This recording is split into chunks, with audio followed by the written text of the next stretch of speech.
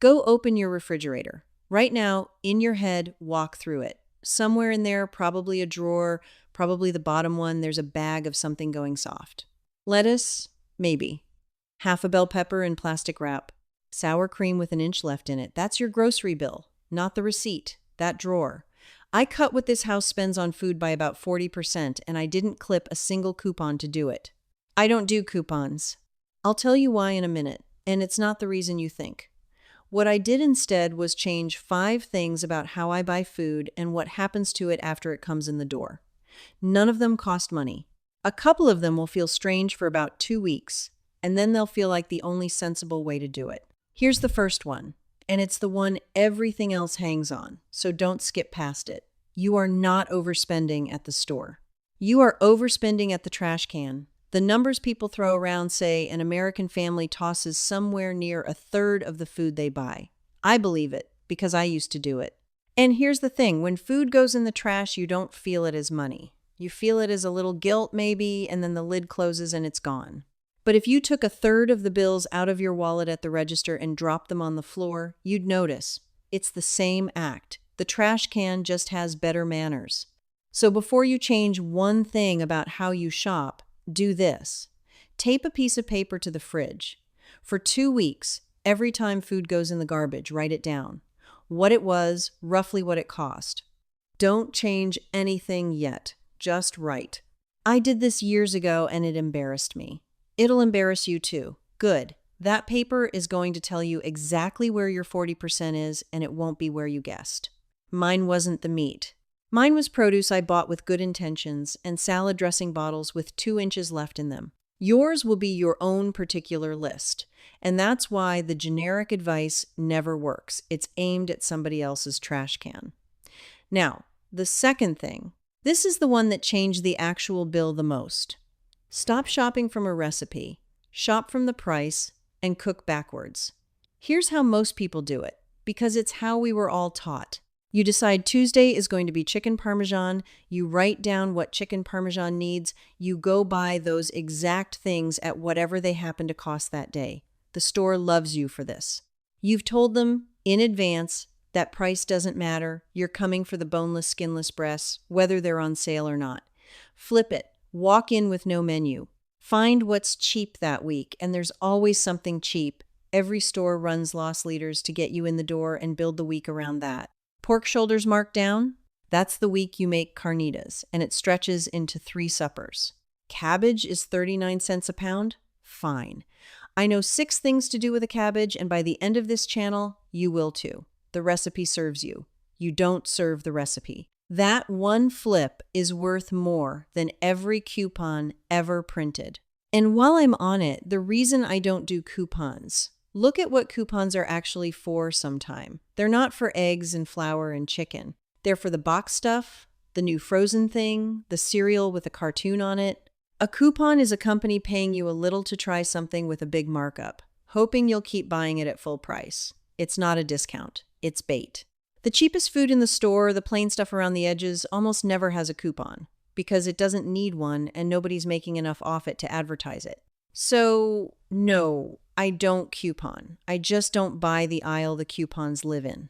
By the way, this whole way of doing things, the shopping backwards, the trash list, all of it, I've got a book. Every method I use to run this house for less, written down in one place. It's on my website. The link's right below this video. Go get it if you want it. That's all I'll say about it. All right? Third thing. This one's about a number printed on the shelf that most people have never once looked at. Every price tag in the grocery store has 2 numbers on it. The big one is the price. The little one, down in the corner, is the unit price, what it costs per ounce, or per pound, or per 100 count. The big number is for shoppers. The little number is for buyers. From now on, you're a buyer. Here's why it matters. The stores and the food companies have gotten very good at making the big number look the same while the package quietly shrinks. The cereal box is the same height they made it thinner. The half-gallon of ice cream hasn't been a half-gallon in years. The tuna can went from 6 ounces to 5 and nobody sent you a letter about it. The big price held steady, so you didn't feel it. The unit price is where the truth lives, because they can't fudge it. It's the one honest number in the building. Read it on everything for 1 month, and two things will happen. First, you'll catch the bigger package costs more trick, and yes, that's a real thing. Sometimes the family size is more per ounce than the regular size because they know you assume bigger is cheaper and they know you don't check. Second, you'll notice the store brand. Let me say something plain about store brands because people have feelings about this. A lot of that store brand food comes off the same lines, in the same plants as the name brands. Not all of it, but an awful lot. The canned tomatoes, the flour, the sugar, the frozen vegetables, the butter, try the store brand once on the plain stuff. If you can't tell the difference, and mostly you can't, you just gave yourself a 20-30% discount on that item forever. No coupon, no sale. Just reading the small number instead of the big one. Fourth thing. This is where the money really moves, so lean in. Stop paying other people to do work you can do in 4 minutes. Walk through the store with new eyes and look at what you're actually paying for. Shredded cheese costs more per pound than the same cheese in a block, and the shredded stuff has powder added to it so it won't clump, which is also why it doesn't melt as nice. Grating a block takes 2 minutes. Pre-cut fruit runs 3-4 times the price of the whole fruit, and it goes bad faster because it's already open to the air. The little cups of oatmeal are the same oats as the big canister at many times the price, plus a scoop of sugar you didn't ask for. Baby carrots are big carrots that went through a whittling machine. Every one of those is the same purchase. The food plus a fee for a knife you already own. And the king of them all is the chicken. Boneless, skinless breasts are the most expensive way to buy a chicken there is. A whole bird costs a fraction of that per pound. And here's what a whole bird actually is. It's supper the first night, roasted. It's the picked meat the second night in a soup, on a salad, folded into something with rice. And then the carcass goes in a pot with water, an onion, whatever limp celery and carrot are in that drawer we talked about, and it simmers into broth. Real broth. Better than anything in a carton, from a thing you were about to throw away. That's 3 rounds of food from one purchase, and the last round is free. That's the pattern, and once you see it everywhere. Dried beans instead of canned. A bag of dried beans costs about the same as 1 can and makes 4 or 5 cans worth.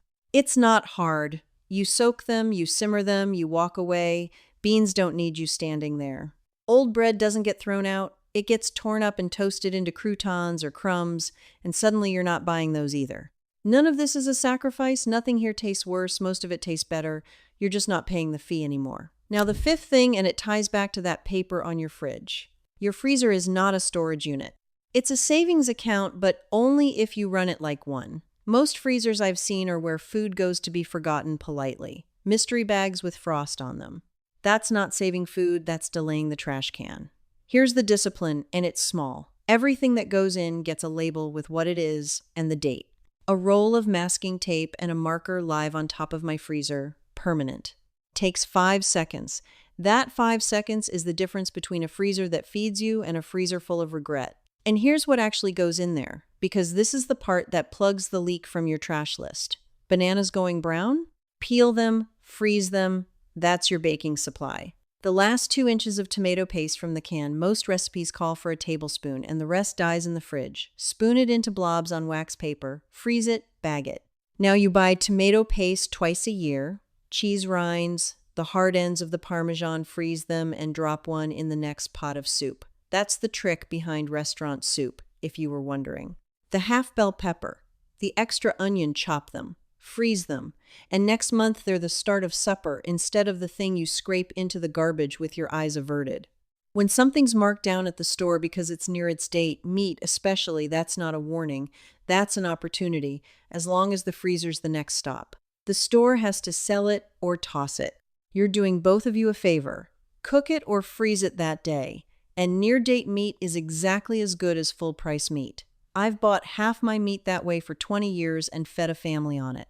Nobody's the wiser, and nobody's been the worse. One more thing before I tell you who's been profiting from you not knowing all this, because there's always somebody. Have one supper a week with a name that means clean it out. Ours has been called Must Go for as long as I can remember, as in everything in that fridge must go. Soup Week's the easy version. Nearly everything can become soup. Fried rice takes the rest. Eggs on top of almost anything makes it a meal. Give the night a name, and it stops being sad leftovers and starts being a standing appointment. That one night every week is worth real money by the end of the year because it's the night the trash can gets nothing. Now, who profits? Nobody's sitting in a room scheming to make you waste food. It's simpler than that. Every single thing I've told you today is bad for somebody's business. The food companies make their real money on the processing, the shredding, the portioning, the little cups, the convenience. Plain food in big, honest packages is thin margin. That's why it sits on the bottom shelf at knee level, while the expensive stuff sits at eye level, and the sugar stuff sits at your kid's eye level. That's not an accident. Shelf space is bought and paid for. The shrinking packages work precisely because nobody reads the unit price. If everybody read it, they couldn't do it. And the waste? A family that throws out a third of what it buys has to buy a third more. Your trash can is somebody's revenue.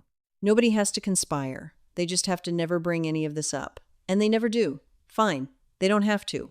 I just did.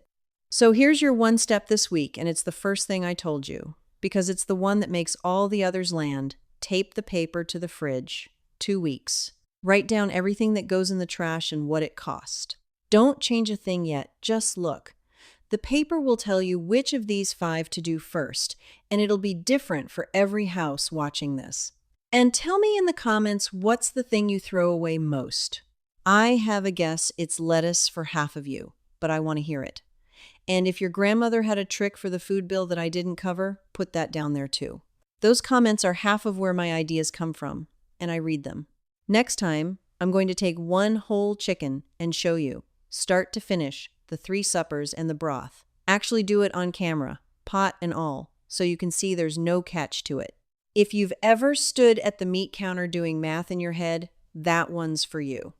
Until then, read the small number, not the big one, and keep that lid closed.